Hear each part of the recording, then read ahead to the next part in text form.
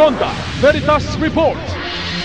Maayos sa transport system, tiniyak ng bagong pamunuan ng Department of Transportation. Balita ni Nolan Ariola. Maraming salamat mga kapanalig. Matapos ang 2 taong delay, sinimula na kahapon ang konstruksyon ng Metro Manila Subway Ortigas Station. Kasunod ng utos ni Pangulong Ferdinand Marcos Jr. na pabilisin ang proyekto. Pinangunahan ni Acting Transportation Secretary Giovanni Lopez ang inspeksyon sa Ortigas Station kung saan sinimula na ang pag-iba sa mga nakatayong istruktura. Ayon kay Secretary Lopez, matatapos ang Ortigas Station sa loob ng 3 taon at magiging operational matapos ang kalagdagang 2 taon. Samantala, siniguro ng bagong kalihim na ipagpapatuloy niya ang sinimulan ni dating Secretary Vince Dizon na pakikinig at pagtutok sa kapakanan ng mga commuter.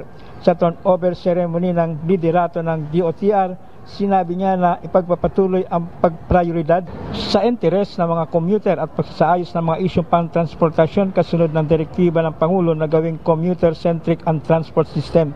Binigyan din ni Lopez na mahalaga na ipagpatuloy ang accountability sa kalsada upang masigurong ligtas ang commuter, pedestrian at mga motorista. Kumpiyansa naman si Secretary Dizon na magagampanan ng bagong sekretary ang pagsasaayos ng transport system ng bansa. 2 bagay na nangingibabaw. Una, ang interes at kapakanan ng commuter ang inuuna.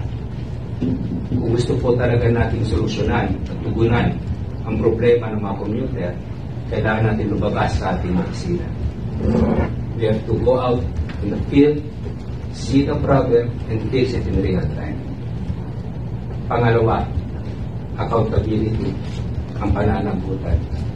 SecFins showed me that accountability saves lives. Yan ang tinig ni Secretary Lopez. Mga kapanalig, ang lagyang paalalang simbang Katolika, isalang-alang ang kapakanan at kaligtasan ng mga pasahero at motorista saan man. Para sa Veritas 846, ang radyo ng simbahan, ako inyong kapanalig, Nolan Ariola, sumainyo ang katotohanan.